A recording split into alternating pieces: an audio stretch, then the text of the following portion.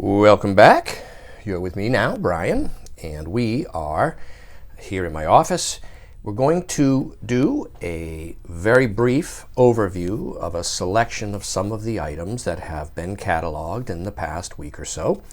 They each have numbers that will allow you to find them. The links will be visible in the video itself down at the bottom.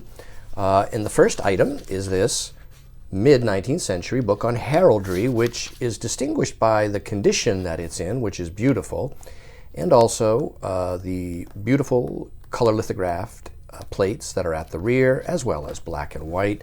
Just a lovely, clean example. The next item is B3838, charming miniature book with brass borders around the covers, including the edges and the turn-ins. The book opens right to the title page, so it lacks the blank flyleaf, which is present at the rear. And we see that it's clean and tight internally. Small little photograph, perhaps, of someone that meant something to somebody is within it. Next item is this great 19th century guidebook to Paris and the Exposition, which we see here is 1878, wood engraved frontis like so with a tissue guard.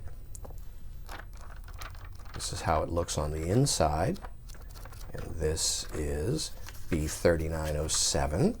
What's very nice here is at the rear is this oblong folding plan of the grounds of the exposition. Very, very detailed. Hundreds of individual plots are identified. And then there is this very large folding map at the rear on bond paper, city plan like so, hand colored, 1878 of Paris like this. The map does have some splitting along this fold line and that fold line. There's a couple small little holes that would be very simple to back with matching paper if you desired, but we're just going to leave the map as it is existing and offer the item as it was acquired. Next is this small little pocket guide to London, which is interesting because it's issued by a specific hotel. There's advertising at the front.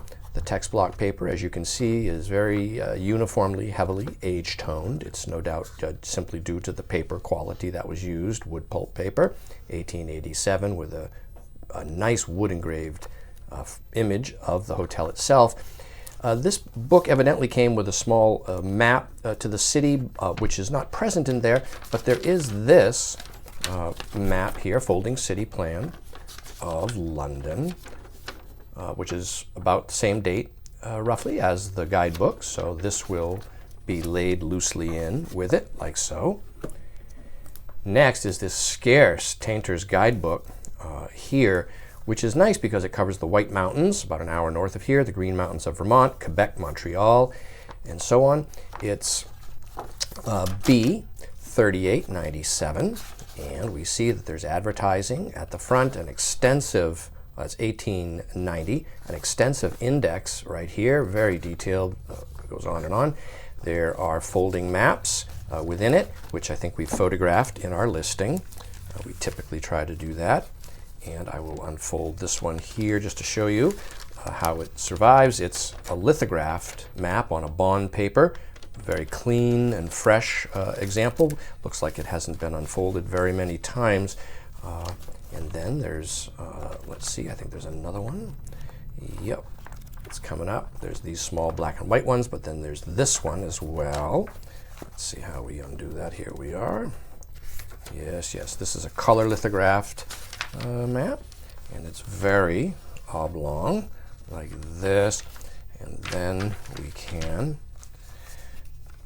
very gently here, with some care, unfold it like so. It's hard to do it with one hand like this, but there we go. There we go. You see, it's again clean and fresh. A nice example of the map.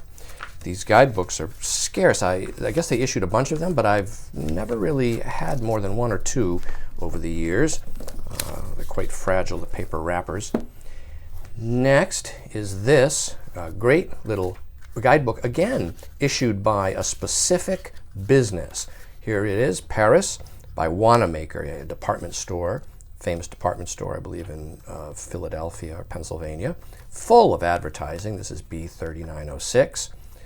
And again, it is that angle of being issued by a specific merchant as opposed to a company that published guidebooks. This Miracle Workers item, brochure, is absolutely fascinating. This evidently was a company town for the silk manufacturer. They had employee homes. It was its own self-contained community, basically. And there's just all these black and white photographs showing the plant right there. That is an operation. Look at that. That is astonishing. It's a model community. Someone here, I don't know why, I guess they X'd out what things cost, but there's the silk room there, reeling silk. It's really quite an operation in its day. And here is a promotional for that business. Okay, then we've got this Rubaiyat of Omar Khayyam, like so. The binding is very nice, period leather, tiny little chip there, little bit of scuffing along that front joint. The boards are very well attached. There's a 1918 inscription there. The title page is 1892, like so. Clean, tight, and sound. You'll notice that all the pages are printed on the recto only and are surrounded in a red ruled outline, like so. So there's that. And the final item that we're going to just quickly look at here in this video is this great circa 1950 pictorial cartoon map of Miami Beach with all the little illustrations. Yeah, showing Miami, capturing Miami right smack in the middle of the 20th century, shortly after World War II ended. And so for the moment, that will do it for this video. Next, if you'll stay tuned, we're going to examine all the leather books that are in front of me here. And so thanks for watching, and we'll be back with you soon.